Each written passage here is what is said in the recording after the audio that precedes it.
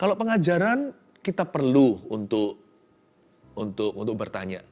Tetapi kalau itu sudah jelas di depan kita, tinggal percaya. Jikalau kita mempertanyakannya, itu bukan lagi keluar dari kehausan dan kelaparan untuk mengenal firman Tuhan. Wong firman Tuhan kita sudah tahu dan kenal kok.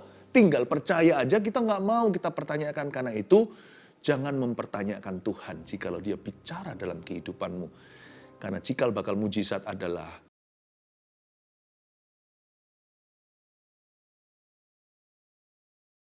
di dalam nama Yesus Kristus. Sampaikan pengajaranmu, firmanmu, sembunyikan hamba-hambamu di balik salibmu.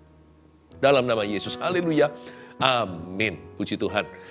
Ambil Alkitab dan catatan seperti luar biasanya. Kita akan belajar suatu prinsip kebenaran yang akan memerdekakan kita. Saya beri judul, prinsip di balik mujizat penangkapan ikan. Lukas 5 ayat 1-11. Kita akan baca bersama-sama. Sekali lagi saya ulangi temanya, prinsip di balik mujizat penangkapan ikan. Jangan frustrasi ya, jikalau Anda semalam-malaman tidak dapat apa-apa ceritanya. Yang penting gini, prinsipnya kalau Tuhan berbicara, jangan dibantah. Anda tidak akan menyesali nanti, jikalau hatimu percaya.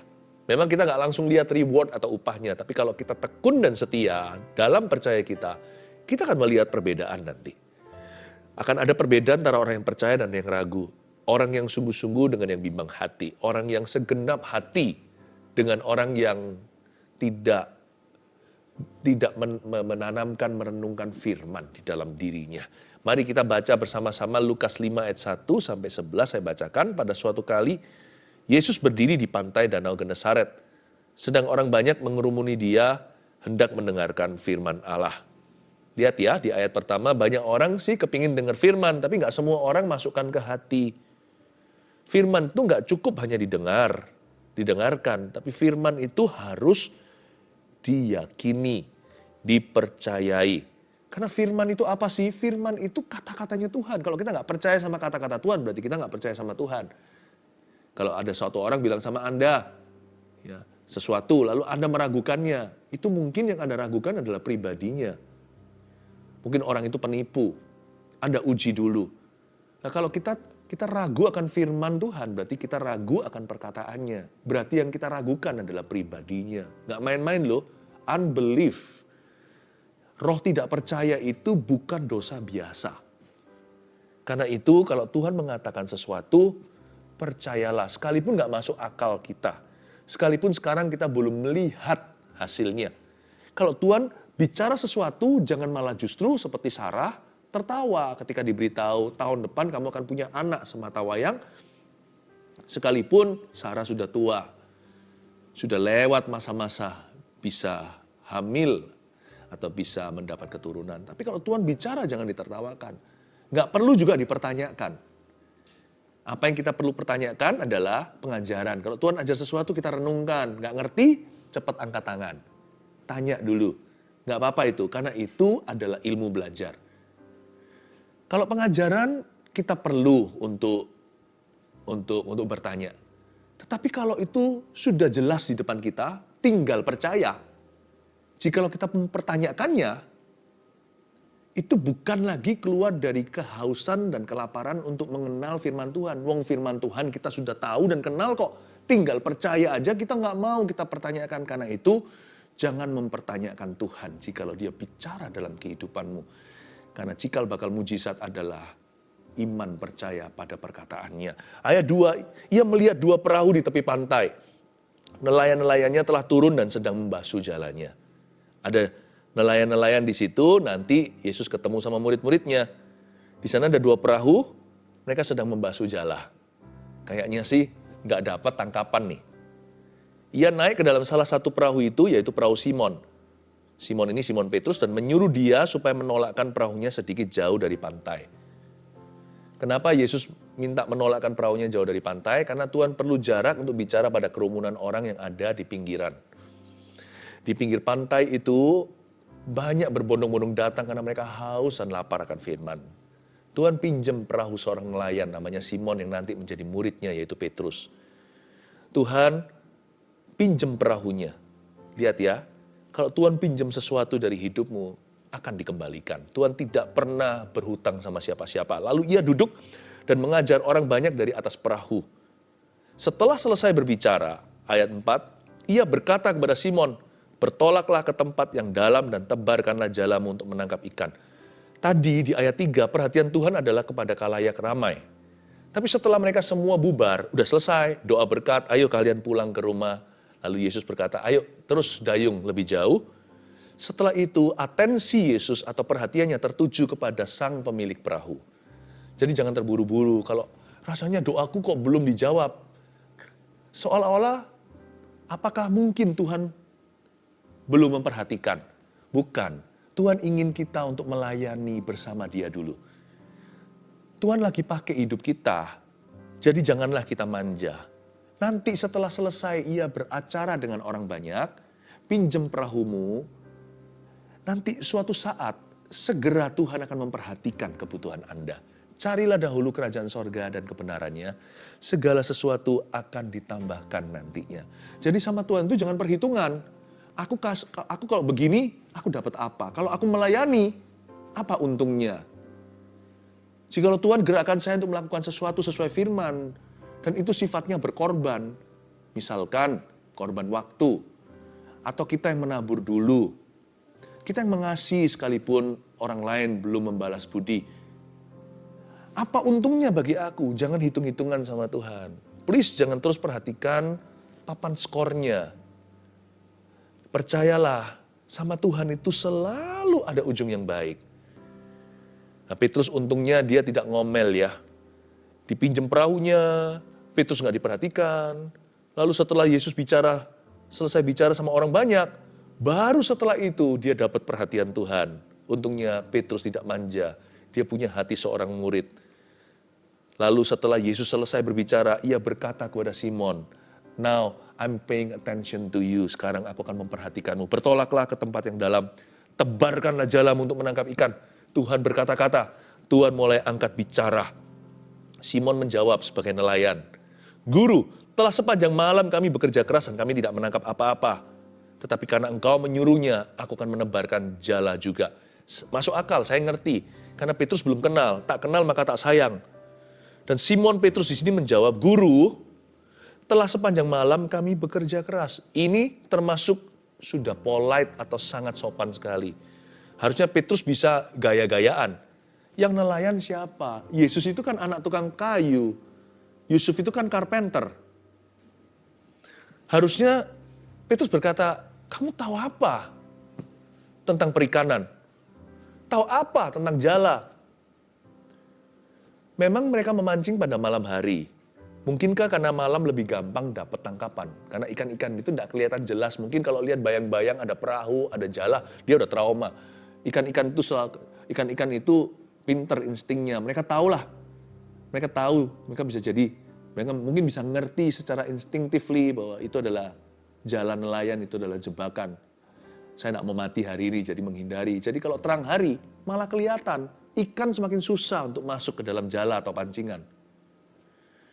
Jadi mereka semalam-malamannya aja nggak dapat kok, apalagi sekarang siang hari bolong. Dalam terang benderang, satu waktunya salah. Timingnya lo nggak pas. Lalu yang memberi instruksi itu nggak ngerti apa-apa soal perikanan. Jangan lupa, perikanan mungkin nggak. Tapi dialah yang menciptakan segala sesuatu dan memberi ilmu di dalam setiap benak manusia beserta bakat dan talenta. Kalau Tuhan bicara, jangan kita sok tahu. Kalau Tuhan ngomong sesuatu, jangan kita bantah dulu. Karena He's always right, you see. We're always wrong. Dia selalu benar, kita selalu salah. Karena Tuhanlah firman. Kalau kita kan harus sesuai firman hidup kita. Kalau nggak sesuai firman, nggak ada penyertaan. Tuhan Yesus itu, misalkan kalau Tuhan Yesus itu, gitu aja, itu sudah firman. Karena dia firman. Apapun yang keluar dari mulutnya itu firman Allah. Nggak ada keisengan. Kalau kita harus cocok-cocokkan dengan firman Tuhan. Jadi kalau Tuhan bicara itu, percaya sajalah, ya. Untungnya Simon itu punya sedikit iman. Dia yakin ini pasti berujung sesuatu. Karena itu di ayat 5b dia mengatakan begini. Dia menyanggah dirinya sendiri. Tetapi karena engkau menyuruhnya. Wow, itu luar biasa.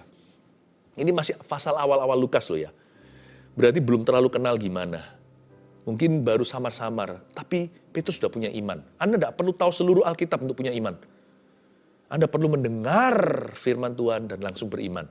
Tidak perlu Anda menjadi seorang ahli Taurat dulu. Tapi jadilah seorang anak kecil di hadapan Tuhan. Yang hatinya mudah sekali to believe. Tetapi karena engkau menyuruhnya, ya, lugu ya, sangat innocent sekali karena Tuhan yang suruh. Aku akan, itu keputusan secara sadar. Aku akan itu I will itu kemauan. Aku berikan kemauanku kepada Tuhan. Aku akan menebarkan jala juga. Dia nggak tahu apa yang akan segera terjadi. Oh, kejutan, surprise. Ternyata terjadi mujizat yang dia tidak duga. Ayat 6. Dan setelah mereka melakukannya, mereka menangkap sejumlah besar ikan sehingga jala mereka mulai koyak. Wow, baru ditebar, udah langsung koyak jalannya. Berarti ikan-ikan itu berebut untuk mati, martir bagi firman Kristus. Luar biasa, ikan-ikan itu semua pada berlompatan masuk ke jala. Mereka merasa beruntung siapa yang bisa memberikan nyawanya. Karena Tuhan yang suruh nelayan ini, mereka semua masuk ke dalam jalannya. Tuhan itu maha kuasa. Sangat gak masuk akal. Mana ada ikan itu lawan arus. Mana ada ikan menyerahkan diri. Semua mereka pasti lari tanpa pancingan. Kalau sama Tuhan tidak perlu bait, tidak perlu ulat, tidak perlu pancingan ikan kecil. Firman Tuhan itu kuasa. Tidak perlu dipancing apa-apa. Kalau Tuhan mengatakannya pasti akan terjadi. Serahkan hasil akhirnya. Don't disbelieve him. Janganlah meragukan. Karena Tuhan itu firman-Nya adalah otoritas. Lalu mereka memberi isyarat kepada teman-temannya di perahu yang lain. Supaya mereka datang membantunya. Dan mereka itu datang, lalu mereka bersama-sama mengisi kedua perahu itu dengan ikan hingga hampir tenggelam. Dari tadi rame-rame bersih-bersihkan jala, diperbaiki dikit-dikit supaya nggak ada yang koyak gimana, supaya bisa dipakai besok malam. Ternyata sekali ini akhirnya mereka kerja keras, panggil teman-teman semua perahu datang, ikannya besar-besar. Mereka nggak sangka skor terakhirnya begitu. Mereka kira mereka mandul secara penghasilan. Mereka kira semuanya sudah ludes lah, hari ini nggak ada pemasukan.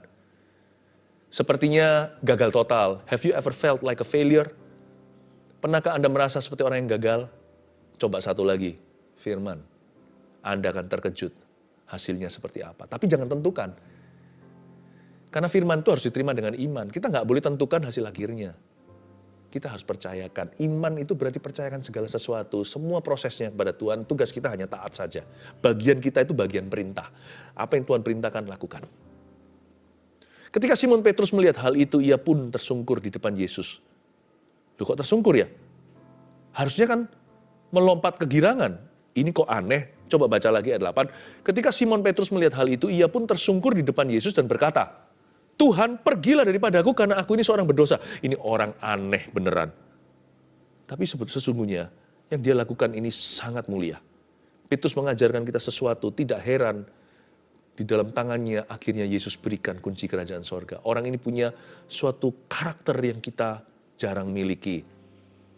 Sekalipun dia ini orangnya kadang-kadang pelin-pelan atau bisa berubah-ubah dan gegabah.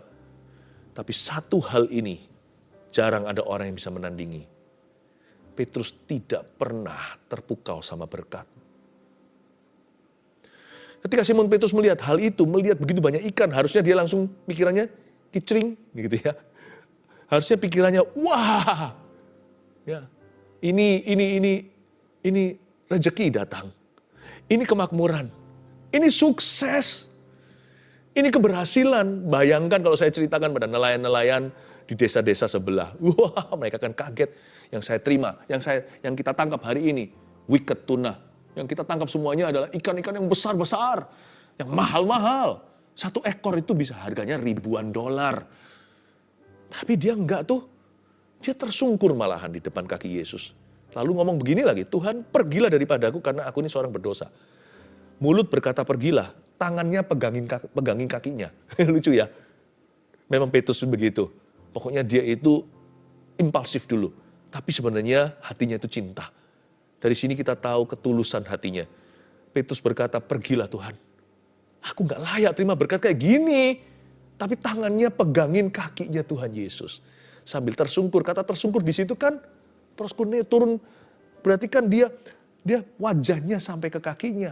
Berarti kan tangannya memeganginya. Ayat 9, sebab ia dan semua orang yang bersama-sama dengan dia takjub oleh karena banyaknya ikan yang mereka tangkap. Tapi Petrus takjubnya sama Yesus dan firman-Nya, bukan pada ikan tangkapannya. Demikian juga Yakobus dan Yohanes, anak-anak Zebedeus yang menjadi teman Simon, kata Yesus kepada Simon. Catat ini, jangan takut. Mulai dari sekarang, engkau akan menjala manusia. Wah, ini upgrade. Ini beda ini. Ini sudah bukan berkat. Ini sudah bukan berkat. Ini berkat yang lebih besar. Tuhan berkata, jangan takut Simon, gak apa-apa. Jangan usir aku yang memanggilmu. Kalau kamu hatinya begini terus, aku akan terus mengangkatmu. Dari seorang nelayan, kau akan segera menjadi seorang rasul. Kau akan segera menjadi seorang pemberita Injil. Tuhan berkata sama dia, jangan takut, itu bukan berarti ketakutan. Tuhan berkata begini loh, Petrus, jaga hati seperti ini. Jaga seperti ini. Kamu jangan takut. Aku akan menunjukkan jalan yang lebih tinggi. Tuhan senang dan berkenan dengan hati yang tidak terpukau dengan berkat. Petrus tidak memberhalakan apa yang dia dapat. Tapi dia tahu di depannya itu ada sesuatu yang lebih besar. Gak heran, mujizat Petrus tidak berakhir di Lukas 5. Anda baca nantinya, mujizatnya terus menerus. Dari kemuliaan, Tuhan tuntun dia kepada kemuliaan yang lebih besar. Dari satu mujizat kepada mujizat berikutnya, dari satu berkat kepada berkat yang lebih serius. Saya kasih contoh beberapa ya, di luar kepala istilahnya. Petrus nggak hanya Lukas 5, nanti dia berjalan di atas air, Anda ingat? Lalu bahkan setelah Yesus naik ke sorga, dia yang pertama menyembuhkan orang lumpuh. Di gerbang indah. Nanti bayang-bayangnya pun menyembuhkan orang. Loh, nggak berhenti. Bukan hanya penangkapan kali ini loh. Bahkan soal penangkapan ikan, mujizat penangkapan ikan, itu terulang lagi nanti. Yang jumlahnya 153, itu ada beberapa penangkapan ikan di dalam kitab Injil. Itu nggak satu insiden yang sama. Petrus nanti nangkep lagi, kalau Anda tidak macet di berkat hari ini dengan memberhalakannya, atau Anda jadi lupa diri, menjadi berubah orangnya. Orang kalau diberkati kan bisa berubah. Bisa jadi sombong, bisa lupa Tuhan. Rasa nyaman itu atau berkat-berkat itu memang dari Tuhan datangnya. Susah payah nggak menambahinya. Tapi biasanya berkat kalau kita nggak hati-hati di hati yang kurang waspada, bisa menjadi racun nantinya. Bisa menjauhkan kita dari Kristus. Berapa banyak di antara kita ketika kita sedih, ketika kita menderita, ketika kita butuh sesuatu, wah menangis di kaki Tuhan. Tapi setelah kita sembuh seperti 9 orang kusta itu, gak kelihatan bayang-bayangnya. Bayang-bayangnya pun tidak ditemukan lagi, hanya satu yang kembali. Lalu tersungkur di kaki Yesus. Berkat itu bisa jadi jahat. Bukan berkatnya jahat, hati manusia itu yang jahat waktu terima berkat. Dan sesudah mereka menghela perahu-perahunya ke darat, mereka pun meninggalkan segala sesuatu. Wow, mereka meninggalkan segala sesuatu lalu mengikuti Yesus. Tunggu. Ikannya dikemanain? Mereka meninggalkan segala sesuatu berarti perahu beserta ikannya. Perahu yang hampir koyak itu beserta jalannya. Dikemanain? Mungkin dititipin sama tetangga. Sudah, terserah kalian. Aku gak tertarik ini. Lalu mereka mengikuti Yesus. Mereka ini bukan hanya Petrus, Yohanes, Yakobus, dan murid-murid Yesus yang lainnya. Tiba-tiba tidak nafsu sama ikan itu. Tiba-tiba tidak selera. Rasanya pale atau pucat dibandingkan dengan sang pembuat mujizat. Mujizat itu pucat dibandingkan dengan sang pembuat. Ciptaan itu pucat dibandingkan dengan sang penciptanya. Mereka tidak kepingin. Tentunya tidak dibiarkan busuk karena itu berkat dari Tuhan. Mungkin mereka titipkan kepada anak Zebedeus, berarti kan papanya Zebedeus. Mungkin dititipkan sama papanya. Papa yang take care aja. Aku lebih tertarik untuk ikut Yesus ini. Demikian pula Petrus. Prinsip di balik penangkapan ikan ada apa aja ya? Tulis satu dari yang kita tadi baca semuanya ini. Lakukan saja jika Tuhan yang mengatakannya. Tuliskanlah. Just do it. If God says so. Kalau Tuhan yang mengatakannya, janganlah kita bantah. Kalau Tuhan berbicara, lakukan saja. Mujizat nggak mujizat, berkat nggak berkat. Mujizat dan berkat kan hanya bonusnya. Yang penting taat. Ku yakin saat kau berfirman, pokoknya kalau Tuhan bicara, udah itu final buat saya. Kalau Tuhan suruh saya ngampuni tetangga saya, 7 kali 70 kali, dia cari gara-gara. Kalau Tuhan bicara, saya nggak perlu tanya nanti, apakah dengan mengampuni dia, saya diberkati? Apakah dengan mengampuni orang itu berubah? Lalu dia minta maaf sama saya? Enggak tentu. Tapi kalau Tuhan bicara, itu titik bukan koma. Kalau Tuhan sudah ngomong sesuatu, kalau Tuhan berkata-kata, bagi saya itu sudah otoritas. Ingat Sadrak, Mesak, Abednego? Dia tentunya tahu sebagai orang Yahudi, umat pilihan Allah, orang Israel, bahwa tiada Allah lain, jangan ada padamu Allah lain di hadapanku. Bukankah itu yang turun dari Gunung Sinai di tangan Musa 10 perintah Allah? Waktu dia dipaksa untuk menyembah pada patung buatan daripada raja di Babilonia. Tahu apa kata mereka? Dia berkata, Raja, kami tidak akan sujud menyembah. Dengan polite tentunya, dengan sopan, tapi dia menolaknya. Berarti kamu akan mati. Kamu akan dilemparkan ke dalam api yang dipanasi 7 kali. Lalu Sadrak, Mesak, Abednego cetuskan imannya. Kami percaya, Tuhan kami sanggup untuk meluputkan dan menolong kami di dalam api. Dia sanggup melepaskan kami unharmed, tidak terluka sama sekali. Karena mereka tahu, kalau mereka melakukan firman Tuhan ada kuasa. Tapi mereka juga jaga-jaga. Backup plan-nya di sini. Backup plan mereka bukan murtad. Backup plan mereka bukan begini. Kalau Tuhan tidak tolong kami, maka kami akan berubah setia. Kalau Tuhan tidak menunjukkan mujizat, maka kami juga akan berhenti taat. Enggak, backup plan mereka tetap ketaatan dengan segala resikonya. Ini yang mereka katakan. Tapi jikalau Allah kami tidak menolong kami terbakar hangus di dalam api. Raja, baginda yang kami hormati, kami tetap tidak akan melanggar firman Tuhan. Kami tidak akan mencemari kata-kata Allah kami. Jangan ada padamu Allah lain di hadapanku. Kami tetap tidak akan tunduk kepada patung sembahanmu. Wow. Mereka tahu bahwa mujizat dan berkat itu hanya bonusnya. Yang penting kita taat. Karena Tuhan Yesus itu firman. Dia adalah ya dan amin. Bukan ya dan tapi. Bukan ya dan jikalau. Bukan ya dan apabila. Ya dan amin itu tutup buku. Sebelum terjadi apa-apa di hati sudah konklusi. Tuhan ngomong begini, aku laksanakan. Lakukan saja jika Tuhan mengatakannya. Yang kedua, percayakan kepada Tuhan hasil akhirnya. Jangan lihat scoreboard atau papan skor melulu. Jangan perhitungan sama Tuhan Yesus. Percayakan hasil akhirnya. Kalau Anda tentukan, rugi. Karena Tuhan itu selalu memberikan kepada kita. Ini firman Allah ya. No eye has seen, no ear has heard, no mind has conceived what the Lord has prepared. Tidak ada telinga yang mendengar, belum ada yang mata yang melihat, dan belum sempat dipikirkan, tidak berani dibayangkan. Hal-hal itulah yang disediakan oleh Allah bagi orang-orang yang percaya dan berharap kepadanya, bagi mereka yang mengasihi Yesus. Wah, kalau saya tentukan kan nanti saya hanya dapat berkat manusia. Tapi kalau saya percayakan, mungkin yang saya peroleh adalah mujizat Allah. Yang tidak bisa kita rumuskan. Siang hari bisa tangkap ikan, besar-besar koyak lagi. Semalam-malaman nggak jadi. Itu juga jalannya baru aja diperbaiki, itu belum selesai, belum kelar, sudah dipakai lagi.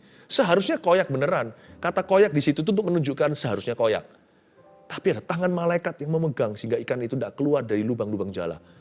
Ada banyak hal nggak ada rumus dan teorinya kalau Tuhan bekerja. Tapi kalau manusia melalui proses alami, rugi kalau hanya itu yang kita percayai. Percayakan kepada Tuhan hasil akhirnya. Tapi sekali lagi, poin 1, jangan mudah kecewa. Mujizat dan berkat hanyalah bonusnya. Yang penting kita taat. Yang ketiga, jangan berhalakan sukses yang diberikannya. Jangan berhalakan. Kalau Tuhan kasih kita sesuatu, jangan disembah. Tapi sembahlah Tuhan dalam sesuatu itu. Kalau Tuhan memberikan kita keberhasilan, sembahlah Tuhan di dalam keberhasilanmu. Seperti Petrus lakukan, dia bersujud di kakinya. Bukan malah lari seperti 9 orang kusta yang menghilang. Kalau Anda diberikan kenyamanan, kemakmuran, berkat-berkatnya, jawaban doa, diberikan banyak teman, muliakan Tuhan. Dengan semua yang Tuhan sudah berikan. Itu semua adalah alat saja. Itu semua hanya instrumen dan kendaraan. Sumbernya adalah Tuhan. Tuhan memberi, Tuhan mengambil, terpujilah nama Tuhan. Jangankan diberi, diambil aja terpujilah nama Tuhan. Diambil aja. Puji Tuhan. Apalagi kalau dikasih. Jangan berhalakan sukses yang diberikannya. Kalau Anda diberi sukses hari ini, janganlah lupa siapa yang memberinya. Sebab orang yang tidak memberhalakan suksesnya ketika diberikan kepadanya, orang itu akan mengalami sukses berikutnya. Seperti pepatah firman yang berkata bunyinya begini, Tuhan menuntun kita dari kemuliaan kepada kemuliaan. Dalam bahasa Indonesia begitu, dalam bahasa Inggrisnya from glory to greater glory, from glory to glory. Arti sesungguhnya dari kalimat itu begini, Tuhan yang menuntun kita dari satu kemuliaan, lalu Tuhan lihat, apakah kita mencuri kemuliaan atau tidak, atau tenggelam dalam kemuliaan itu lalu lupa Tuhan.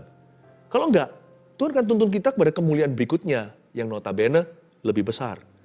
From glory to glory, dari kemuliaan pada kemuliaan, untuk menjadi serupa dengan wajahnya, serupa dengan anaknya, yaitu serupa dengan Yesus Kristus. Be Christ-centered in your success. Tetaplah berpusat pada Kristus di dalam suksesmu. After all, bukankah semua sukses kita itu untuk kemuliaannya? Kalau semua adalah untuk kerajaannya, semua untuk kemuliaannya, buat apa kita berhalakan, ya kan?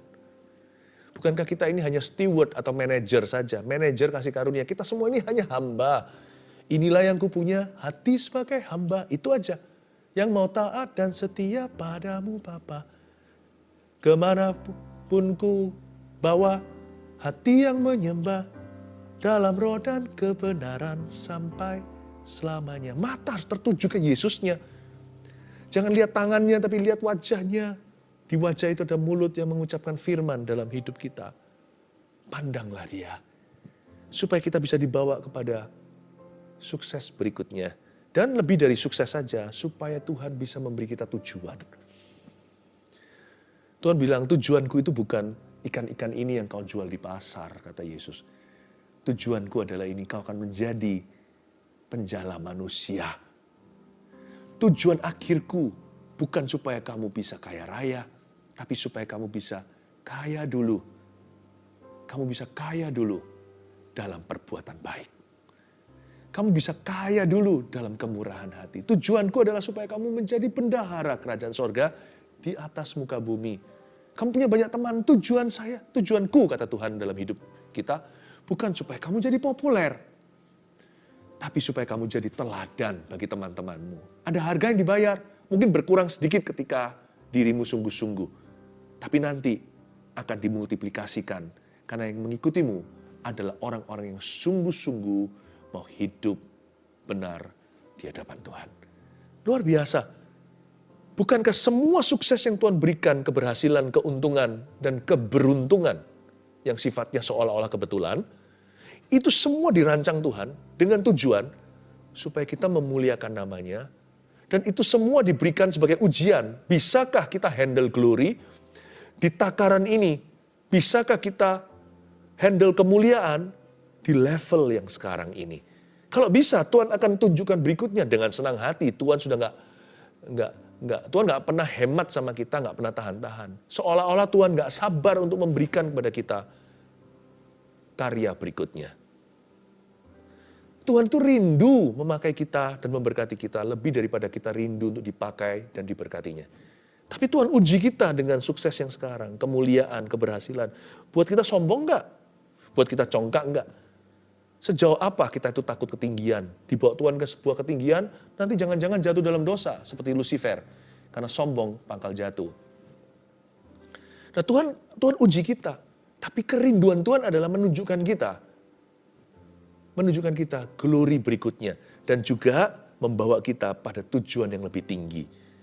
Semua yang Tuhan berikan itu dengan satu tujuan, untuk memakai hidupmu bagi kerajaan-Nya. Jangan berhalakan sukses yang diberikannya. Prinsip di balik mujizat penangkapan ikan apa aja? 1, 2, 3. Lakukan saja jika Tuhan yang mengatakannya, katakan amin. 2, percayakan kepada Tuhan hasil akhirnya. 3, jangan berhalakan sukses yang diberikannya.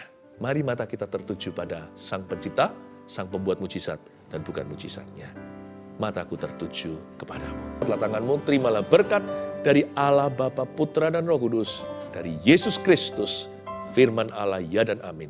Haleluya, terimalah mujizatmu hari ini. Yang percaya katakan, amin.